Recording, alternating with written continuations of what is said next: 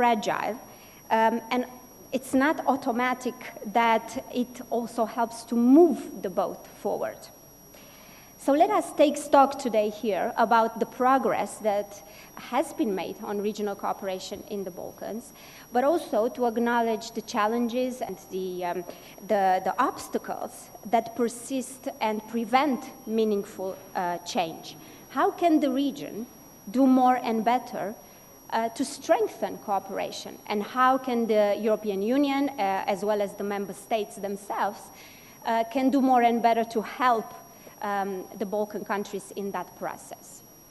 Well, I turn now to our star-studded panel, and I will first kindly invite the Prime Minister of North Macedonia, Dimitar Kovacevski, to lead us into this discussion with a keynote address. Prime Minister, the floor is yours.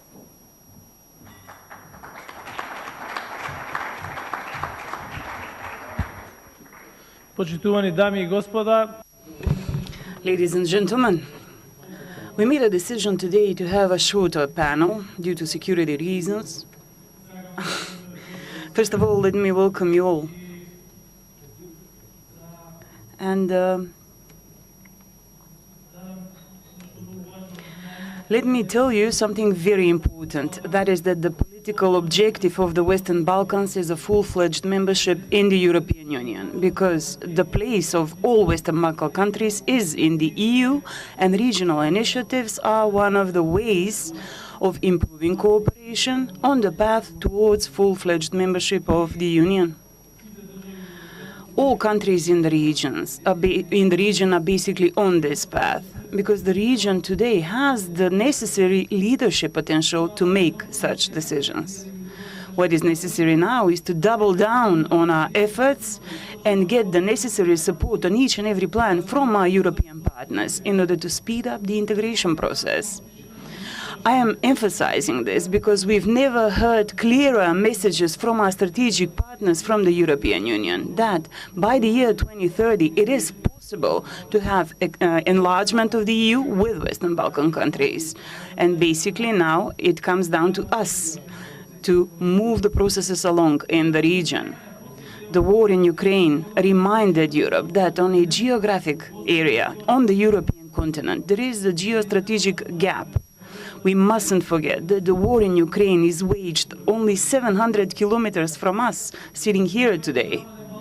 Western Balkan countries whose European commitments are indisputable, and each and every one of the countries has a different capacity of resilience towards non-democratic tendencies coming from abroad, mainly because of the different paces of democratization of societies themselves.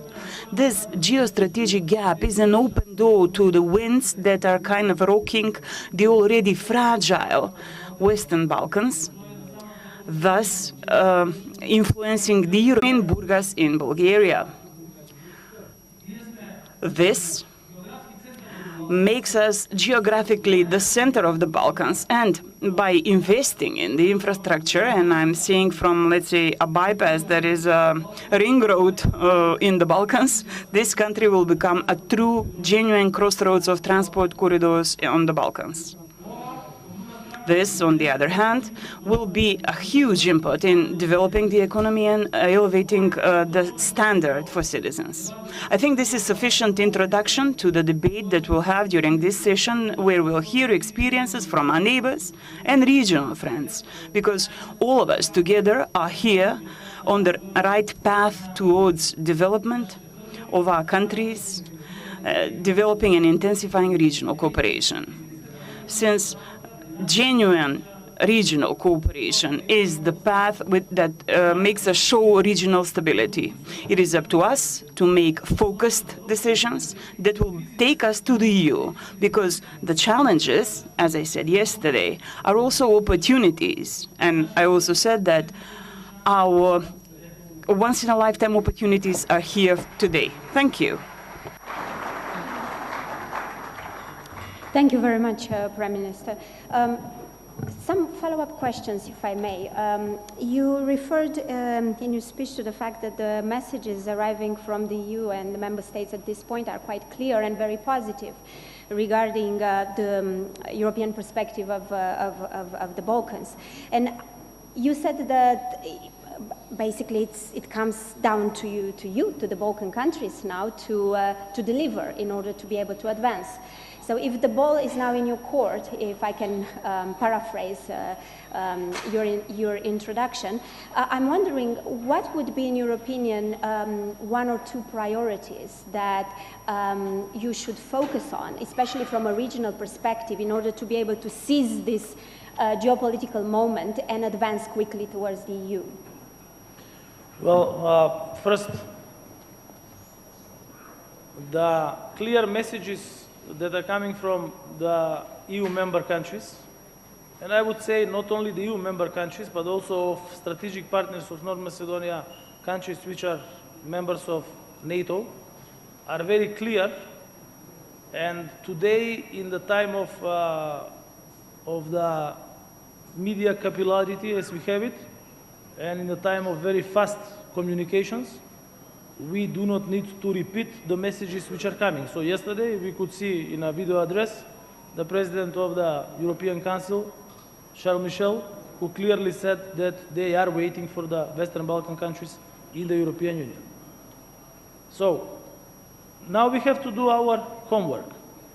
You know, I have always said that there are differences between politicians and leaders, because politicians care about their rating to the next elections. Mm-hmm. Leaders make decisions that affect the future, positive future, of the current and the next generations.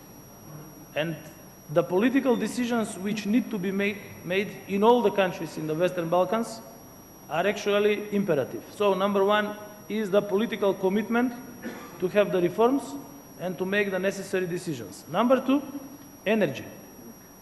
So, you know, we have systems of energy which are coming and are derived from the old consolidated systems of Yugoslavia, which are now practically splitted and they are not consolidated. And that's why we are working together in order to ensure energy stability, energy independence, and energy diversification. And clearly we showed this winter that together with Bulgaria, together with Greece, together with Serbia and Albania, we can do it together. And even more, together with the United States, with UK, and with EU, we can do even more on the future independence and diversification of the energy supply for the region. Because when the energy is secured, then it's easier for the economy to grow. And the third one is the regional cooperation. The regional cooperation, I talked extensively in my address at the beginning of the panel, is actually what we are doing in the Berlin process, as we are all in the Berlin process. But for me, even more, I would say, hands-on is the Open Balkan, because it really proves that when something is built on a consensus, as we are doing it in the Open Balkan, then it's very easy to implement it. So that is how we managed to implement liberalization of the movement of people, goods, and so not full liberalization, but actually we managed to decrease many of the barriers. And practically when you see what we are doing in the Open Balkan, it is the same what is done in the Berlin process. That's why for our two countries it's much easier to ratify and to adapt to the Berlin process decisions and agreements.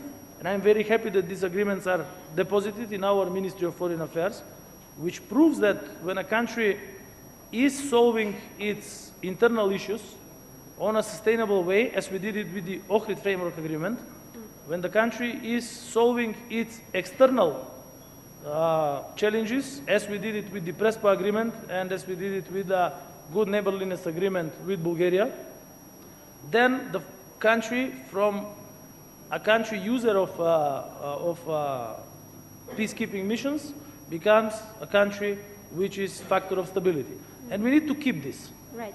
But I mean, you definitely did a great job highlighting all the benefits and the positive outcomes of the already of the Open Balkans.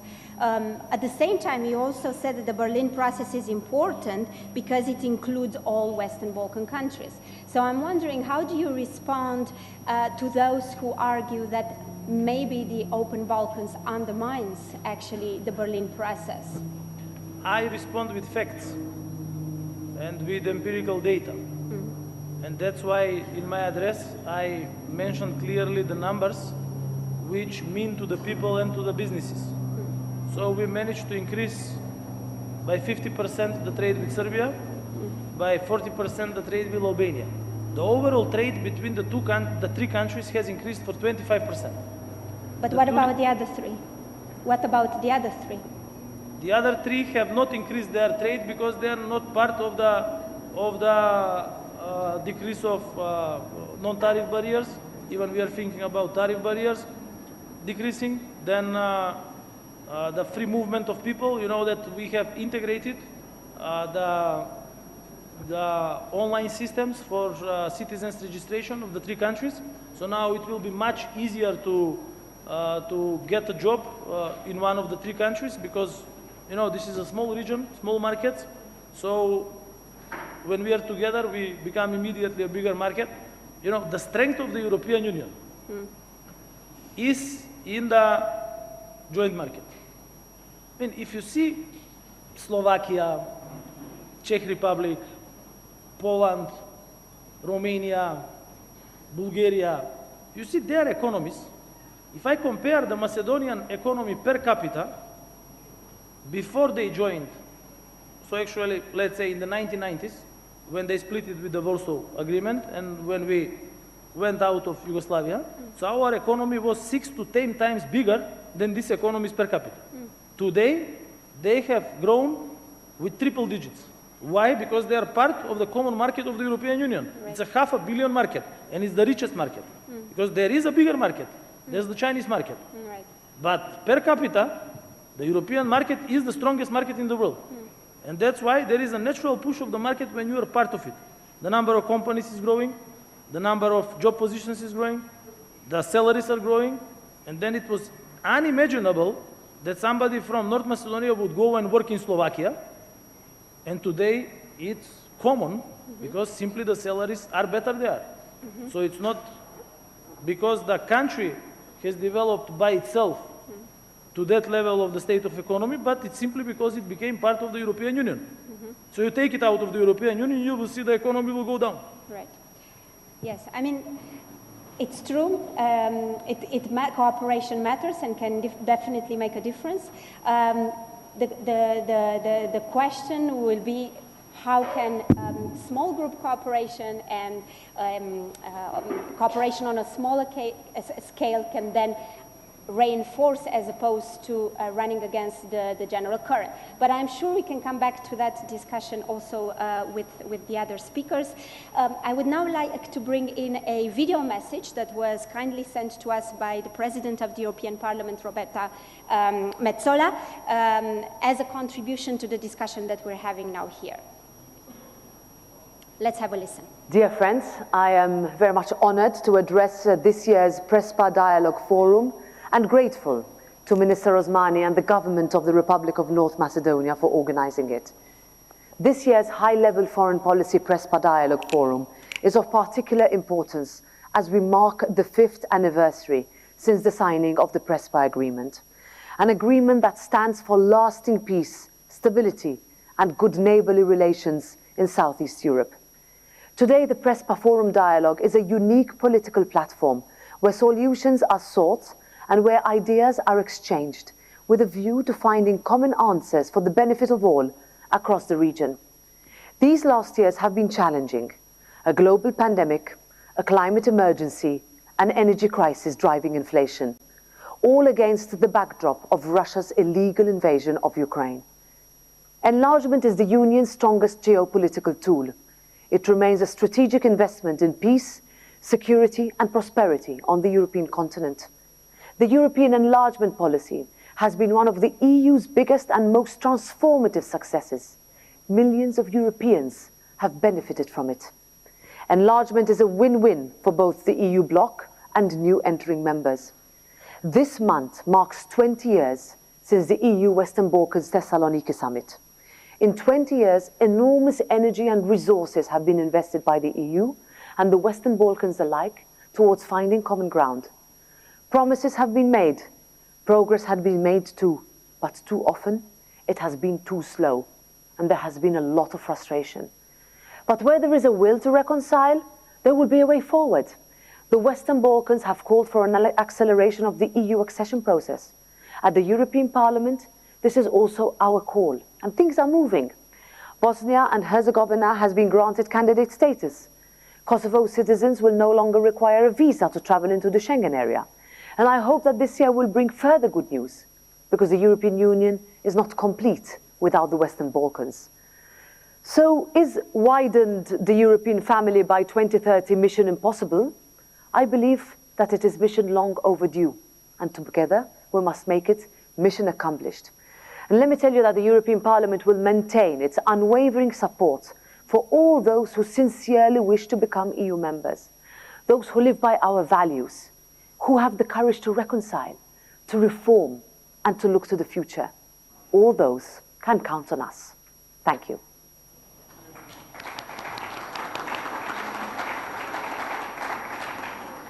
Drita Abazovic, Prime Minister of Montenegro, welcome.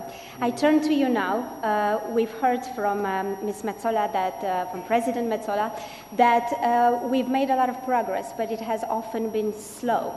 And I'm wondering, what do you make of the regional cooperation initiatives to date? Have they achieved the desired results? Or are they perhaps acting, as some critics say, as a distraction from the European integration process? First of all, thank you very much for the opportunity. I want to thank the government of North Macedonia and Mitar and all the staff and the presidents who are present in Prespa for the great event and great organization. Let's try to jump on the point. Where is now our boat is going, in which direction? The problem of the Western Balkans is because we talk too much about the past. We're talking what was in 1996, 1999, 2002, I don't know, 1919, and not about what will be in 2030, 2035, 2040. And I think that if we change this approach and talk more about this vision, what we want to see in the future, I think that we really can success. But this is the two-way street.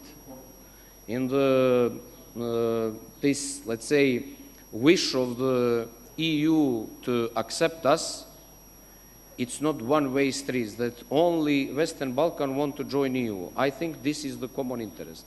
And especially after this new geopolitical situation, everybody should understand that this is the common interest. And I am not sure that the captain of the captains of the EU looking that on the same way. Okay, I am not saying that captains from the Western Balkans have the maybe best approach, but also we think that leadership of EU should understand that finally we need to open the door. We need to relive enlargement process. EU should stay attractive for the country which want to join EU. EU lose one member a few years ago.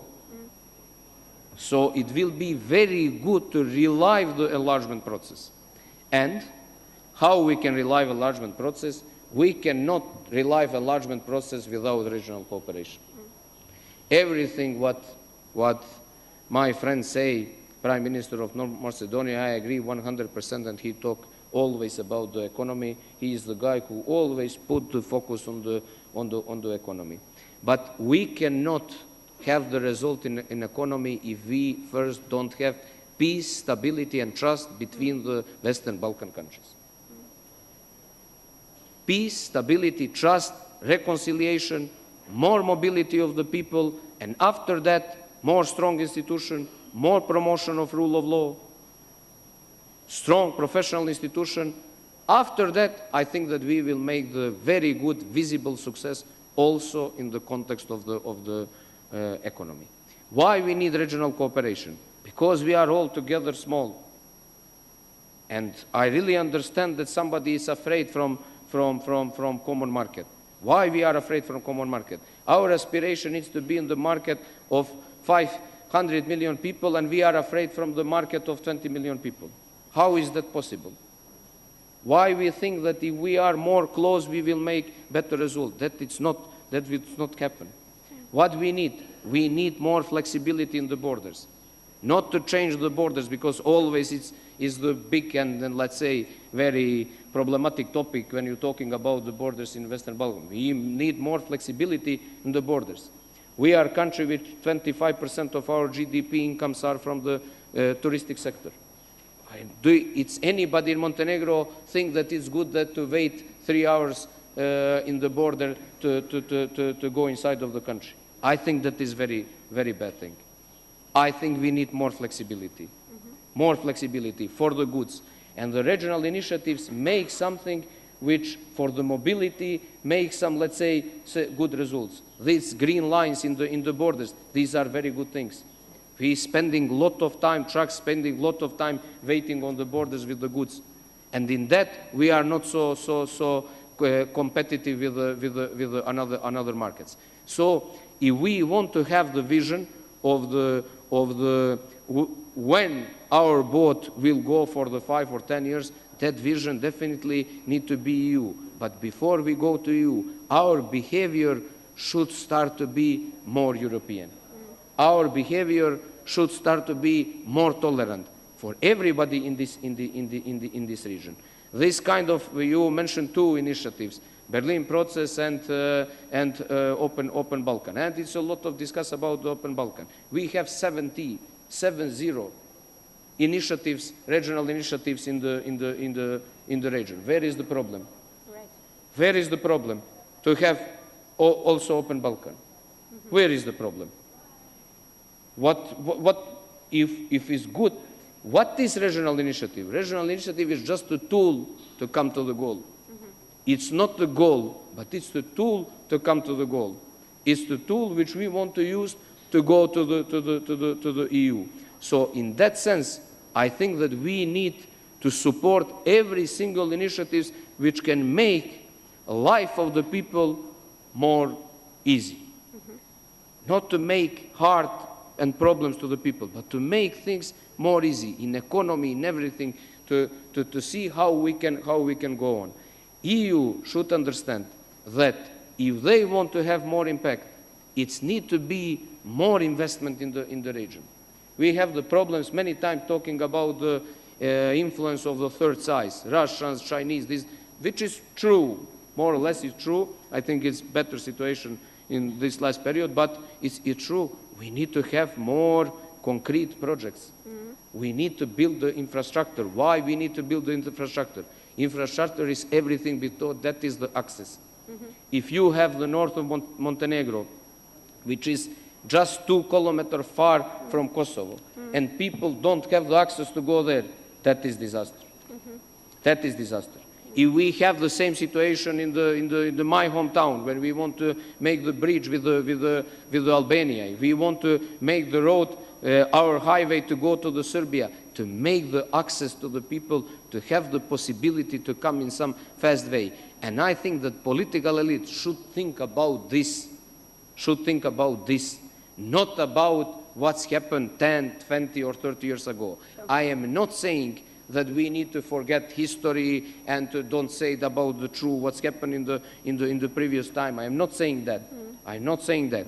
But definitely we need to change the approach. And we need to be ready not to everything to calculate with the support of public on election, because I think that in Western Balkan people are a little bit tired from that kind of politics. We need to just impact with some new values and to definitely move the focus to the economy and the progress. And I am sure that all these crises that we have last year, like energy crisis, all these countries, I can talk in name of Montenegro, but I think that more or less all these countries manage pretty well.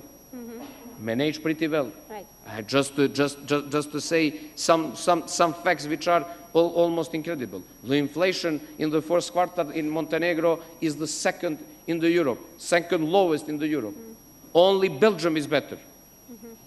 The GDP in first quarter is the second with the percentage in the Europe after the Iceland.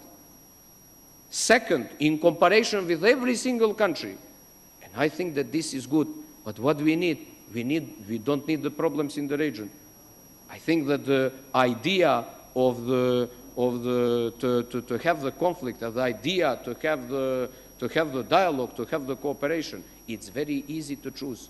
And let's say, I invite everybody, every side, to forget that politics from the 90s, to go out of this virus of 90s, and to see the future of this region in the EU binding context in the good cooperation. And to conclude for this first intervention, I think that it will be very good if we can have the common promotion. Dmitry saying about one big project which is connected with the energy. I will say in the name of our government, it will be very good to have common promotion on touristic, let's say for the touristic market in US altogether of Western Balkan. Or somebody think that small Montenegro or small North Macedonia or Bosnia can do that alone. Why we are not going together and represent all our resources together and don't care too much will people go to Skopje or go to Podgorica or go to Sarajevo, because in the end of the day, when they will discover the region, they will go everywhere and it will be good for everybody. Yes, thank you very much, Prime Minister. It's a very interesting suggestion. You mentioned the importance of infrastructure and of the economy. Of course, we know that in the Berlin process, the connectivity agenda already includes many of such ideas. So I'm wondering, where are we with that initiative? I mean, is it a question of implementation? Because certainly what you have mentioned has been taken up in the context of the Berlin process. And then, of course, you also mentioned that it is very important to have peace and stability in the region and trust. And I'm wondering whether you think the Berlin process is the appropriate framework to deal with bilateral issues, which we know it's a desiderata, it's a goal of the Berlin process, but where we also know the progress has been very slow. That's the key problem. So Berlin process started 10 years ago. And we are still talking about similar topics. I am not saying that we did not make progress. I only think that we can make more. Altogether, we can be more successful. This is about the infrastructure. You know, everything is dependent by administration.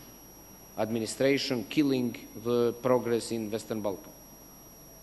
And I think that we need to see what are the possibilities to be more faster in the implementation of different kinds of projects. We now have the Western Balkan Fund, which is 20 billion for all countries, which is good, but it's still not used enough. And I think that in the next period we will change this. I want to just share the positive thing that after one meeting in New York, when we went all together with Mr. Borrell,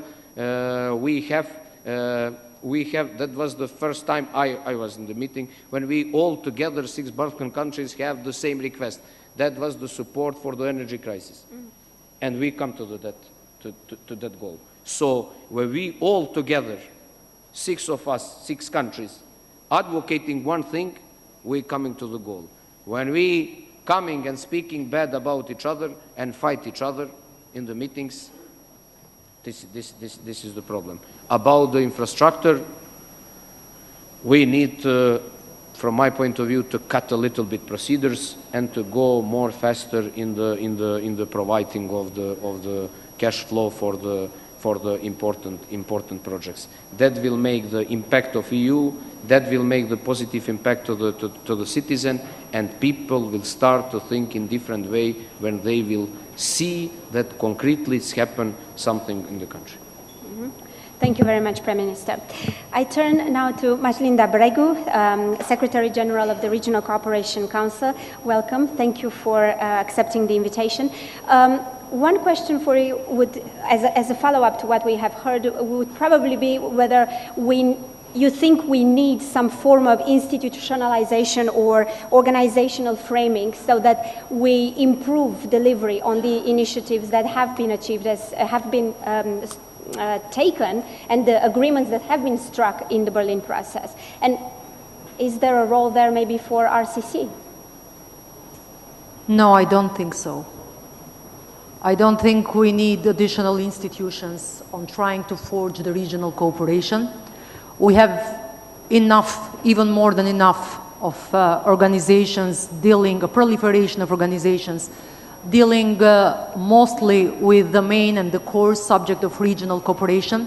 There are a lot of individuals dedicated to working not only in the organizations in the region, but from the think tankers like yourself and your peers, or public administration.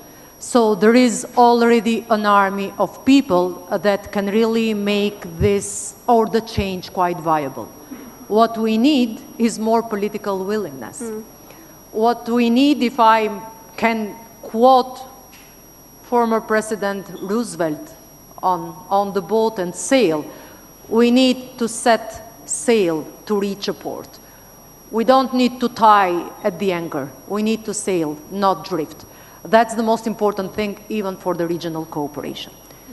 And I think that until now, we have been trying, well, we all know and are aware that there are a lot of problems in this region. We are all aware that usually the commitments run first, then the strategies and papers are well prepared. But when it comes to the implementation, there the problem starts. But on the other hand, we should acknowledge that the regional cooperation managed as a mantra during all these years to center the cooperation among the countries of the region that once were fighting with each other.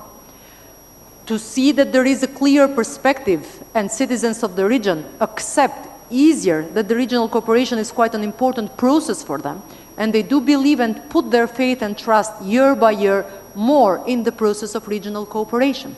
And it is not by chance that we see every single year that there is an increase in the citizens' perception when it comes to the role that the regional cooperation or good neighborhood relations, which is a term that I like more frankly than the regional cooperation. Good neighborhood relations means that you should be in good relations with your neighbor, because the neighbor is the first door that you knock whenever you have a problem. It happens like that in everyday life, and it happens like that in the everyday life of politics and countries. So that is what the regional cooperation brought into the perspective in the Balkans. And that, although through a lot of difficulties, a lot of, let's say, achievements that we are all cheering these days. So the Prime Minister Kovachevsky mentioned the 3 famous agreements now that were endorsed last year. We are still working on those. But those agreements, as the President Milanovic said in the previous panel, are all political agreements. Is politics in there? You can't start doing anything without that commitment. And it is because of the lack of the political willingness that those agreements finalized perfectly, as much as perfect could have a sense in the documents, but finalized and negotiated perfectly by us, were just staying in there and sleeping for 3 years because of the biggest dispute and the tinderbox still present in the region, the dialogue Kosovo-Serbia. Yeah. So here we are today, we have 3 agreements, and we are just looking forward to see the day of the implementation of these agreements. Yeah. What are these agreements bringing? Not some additional documents. It means that for every student who would like to remain in this region, their diplomas can be easily recognized. For a student from Podgorica, if he would like to recognize his diploma because he thinks he can find a job in Tirana, he doesn't or she doesn't have to go and run and pay from 300 to 500 euros plus 2 or 3 weeks of bureaucracy in there, which is a lot because this region, as we are all saying every day, is being emptied from youngsters. And it's costing to us a loss in terms of costs each year, from roughly 840 million euros to somehow 2.5 billion euros because of the youngsters that are leaving, because of the professionists that are leaving. So that's why this agreement is important. It's not important only because it tested the willingness of 6 leaders from the Western Balkans to sign and endorse that agreement. Or like the agreement on the ID cards. Yeah. And here I'd like to stop a bit. When the agreement on ID cards, freedom of movement with ID cards initiated, or was initiated, it came out as a conclusion from the Southeast Cooperation Process Summit in Sarajevo. Why I'm saying and re-mentioning Sarajevo? Because the biggest chunk for this agreement was to remove the visa barriers between Bosnia-Herzegovina and Kosovo. So it was quite important that time for all of us that that agreement was sealed and put into the conclusions when Sarajevo was sharing the CCP. And that's how we embarked all together to make this story happen. Because day by day, the number of Kosovar citizens living in Bosnia-Herzegovina who still have their families living in Kosovo, the number of the refusal of visas was increased. And we reached a moment when 2 out of 3 persons who were applying for a visa, a Bosnian visa, Kosovar citizens, the visa was being refused to them. And while speaking of regional cooperation, better economic integration, connectivity, and so on, how could you really just maintain the spirit of these agendas high, where among 18 million people, you have some of them who cannot visit each other freely? So that was the sense, the political sense of that agreement. And we are still looking forward, although that was not pretty much welcomed or well understood by somebody in the region at the beginning. We are still looking forward for all the leaders of the region, and especially for the ones who have a problem existing, Bosnians and Kosovars ones, to really make all for this agreement to start the implementation. Because it's important for the citizens. It's not important only for the sake and the mantra of the regional cooperation process. Yes, thank you very much.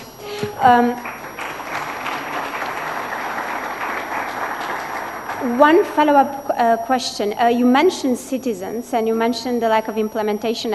I'm wondering whether you think that citizens should be more involved in the Berlin process, if civil society should be involved more than it is currently informed for regular consultation, for information sharing, whether this would help the implementation process, or whether maybe we need external mechanisms to be set up that would monitor, would keep an eye on the progress that is being done or not on all these initiatives and achievements. Corina, without repeating myself, this might be a question for Berlin, not for myself or the RCC or us that lead the regional organization. Sure. What I can say is whenever there is willingness and there is a chance, and at least from our side, we have committed ourselves on that, to listen, contribute, work closer with the civil society and all the other stakeholders of these processes, we are ready to do that. But again, aside the repeating messages, I still believe that this process will be successful only when 2 big clouds will be merging with each other. The support that comes from the citizens of the region and their consciousness on the necessity of regional cooperation, and the cloud of politicians as well, to do everything that is possible to maintain this spirit of high regional cooperation or good neighborhood relations. Because both prime ministers here, and even yesterday, what we heard most is about difficult moments that time after time we all feel and face here in the region. And it looks like we always come year by year, not only to the Prespa Forum, but to every panel that we meet together, and we keep repeating the same messages. All of these messages are right. The problem is that at the very end of the day, like the Berlin summit coming in October time, we need to show some deliverables. And this doesn't speak only on the credibility of the process itself, but it speaks on the credibility of people. Leaders, the ones who have a political mandate, and the credibility on the other side of the EU, who is anchoring and, let's say, chairing this process. We all know in the Balkans, an ounce of prevention is worth a pound of cure. And that's the most important thing. But on the other side, we all are witness that we have grown, all of us together, in this process of European integration or good neighborhood relations. So we know what is good for the region. Politicians get a mandate to implement whatever is good for the region, whatever the voters ask them. And we all together can just prepare the tapestry or the carpet for that. So we are all contributors. With due respect, the responsibility goes to the leaders. We can be hell-bent, all of us. We can invent the best agendas in the world, get models from everywhere. But if those are not implemented from the public administrations and from the countries themselves, then what's the sense of that? Sure, but sometimes the public can put some pressure on the political level to develop that will. And if I just think of the Berlin process, of course we have the civil society forum that is in place, but discussions tend, at least from where I stand, to look like they're taking place in silos. You have civil society discussing things, and you have high-level government people discussing things, and there's very little interaction. So maybe more can also be done in terms of the process of how things are organized to hopefully lead to that political will. But at this point, and because we're approaching very fast the end of our discussion, I want to check if there's any comments or burning questions. I might be able to take one, maximum two from the public. Okay, there is one question. I will take that, and then we will close. Yeah, I think it's Milena.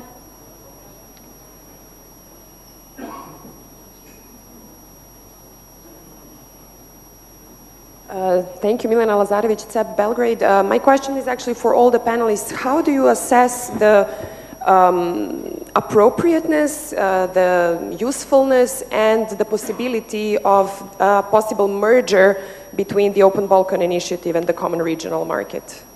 Yeah. Okay. Shall we go the other way around? Yeah. From there? Yes. Melinda can say. Yes, Melinda, can you start? Yeah, just to change a little bit. They touched you in your position. Because we haven't heard you also on this issue, yeah. As far as we speak, Open Balkans is above my paycheck. I don't have a role, like RCC doesn't have a role in the Open Balkans initiative. We have always been invited as observers, and definitely I think that in this region, as I said, it's always great to keep an eye open and all ears open to follow carefully all the initiatives that are present. If you ask about merging both initiatives, I have to say yes, the agendas are already merged. Whatever happens, the Prime Minister Kovachevsky said that, whatever happens in or as part through, as well as whatever preposition you'd like to use, in the Open Balkans initiative, it is written and part of the action plan of the Common Regional Market. The difference that we all acknowledge is that the Open Balkan Initiative, only 3 members of 6 are participating, while at the Berlin process are 6 altogether. And this region, considering that we are already pretty small markets, and within pretty small markets, it is legitimate for a market as well to compete with another market when it comes to foreign direct investments. No one can tell to North Macedonia, you shouldn't accept a big German investor because we are in the process of Common Regional Market or Open Balkans, because that's competition is the basic of trade and economy. But on the other hand, we know the necessity that we have to be bigger together. Otherwise, then we cannot be so relevant. So I'm just last note. I'm coming from Frankfurt, where a room full of businessmen, business community was present in there. And I was the only one from the Balkans in the panel. We were discussing about the sustainability, digital solutions, helping the economy, and so on. And we were discussing afterwards, I was the only one, anytime, trying to bring the discussion to the Western Balkans, where everybody else was mentioning Yerevan, India, so bigger markets. But how can you lobby or pitch on a small market if you cannot pitch, or it's worthwhile to pitch on a bigger market? So that's the sense. If you really would like us, RCC, or if any of the leaders or all of them together would like RCC to take care and follow closer to the open Balkans, we can discuss it further. Until now, it hasn't happened. Okay, thank you very much. I'm giving the floor for final words on this to Prime Ministers, but maybe to enlarge it a little bit, because you've already spoken quite a bit on the open Balkans. I'm wondering whether thinking of the next phase of the common regional market, and maybe thinking, for instance, of the single market and access to the single market would be a way to differentiate a little bit more between the two initiatives. Just a reflection point, maybe, if you want to incorporate it in your response. This is not the problem, but this is the challenge of many panels which I participate, and we talking about the same thing, but with the different names. This is. So merging of the Berlin process and Open Balkan, yes. Why we have the Berlin process? To have better cooperation. How we can come to better cooperation with the regional market, with more project in infrastructure. This is very simple. So everything which go in that direction, yes, merging, not to have two, to have one, but of course inclusive initiatives, of course open for the 6 states, and the Open Balkan always say it's open for the 6 states. So yes, I am for that merging. About this, the market, we talk a lot. This is the good example. People talking about India, people talking about Asia, people talking about the new big countries. We are all together less than 20 million people, all together.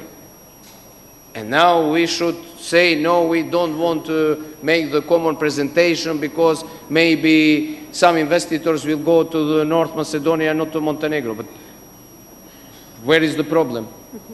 If North Macedonia doing well, we will do well. Positive news, every positive news on the region have the positive impact of every country. Every negative situation have the negative impact on every country. It's very easy to understand.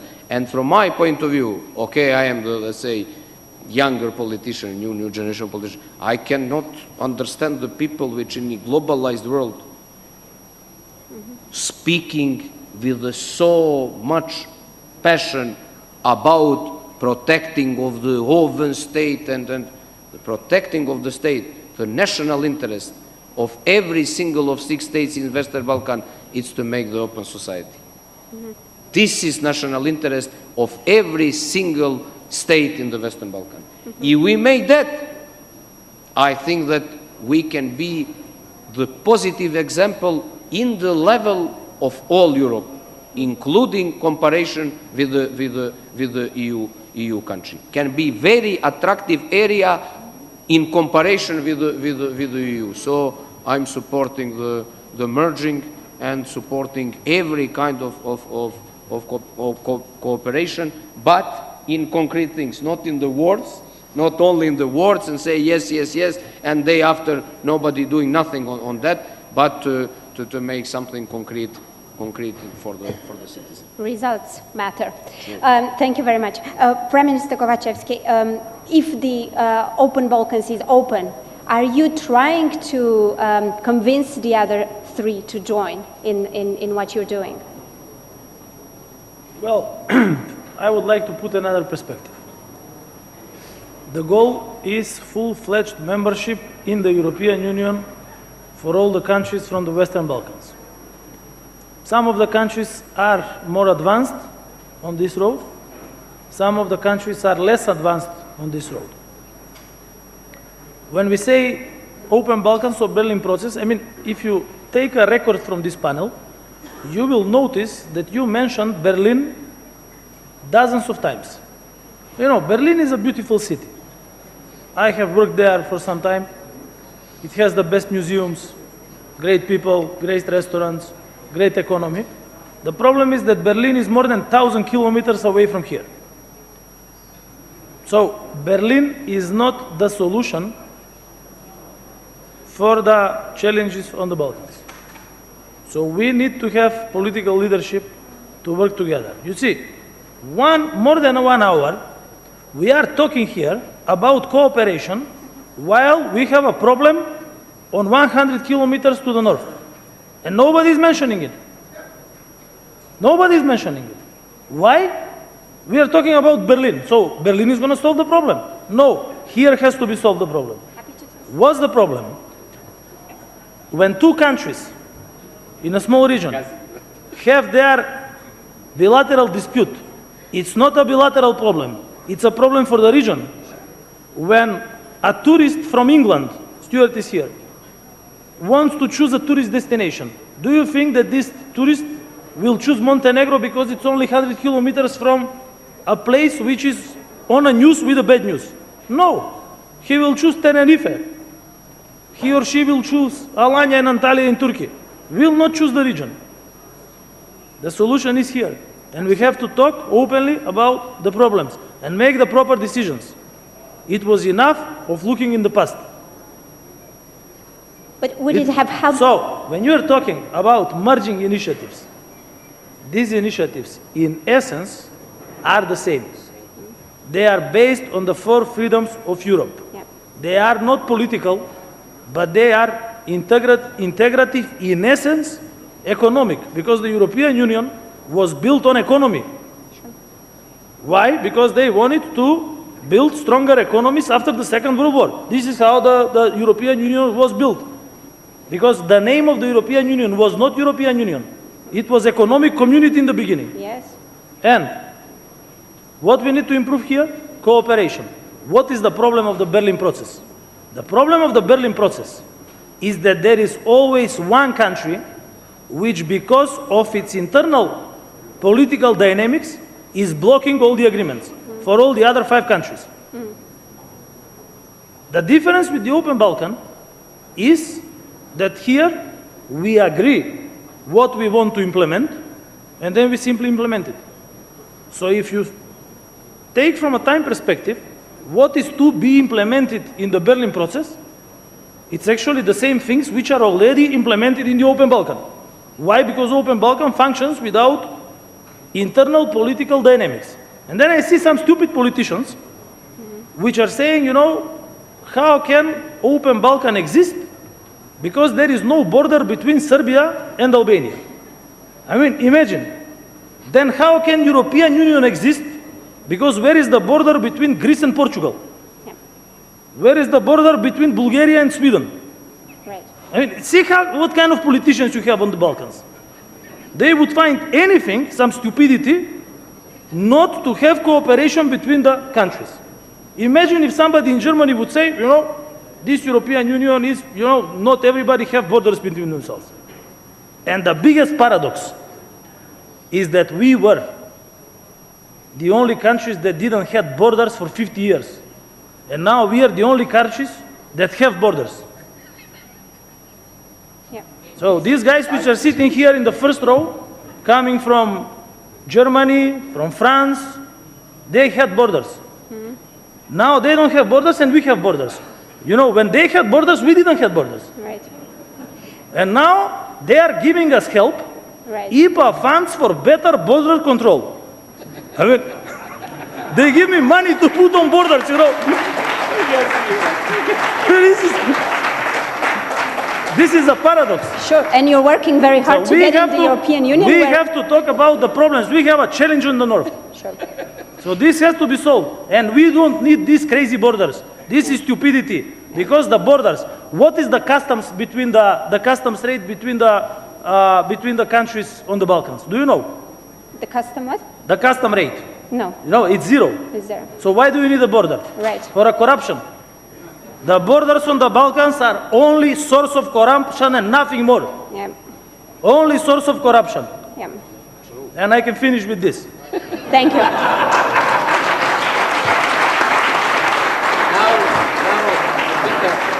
They need to put the border again. Yeah.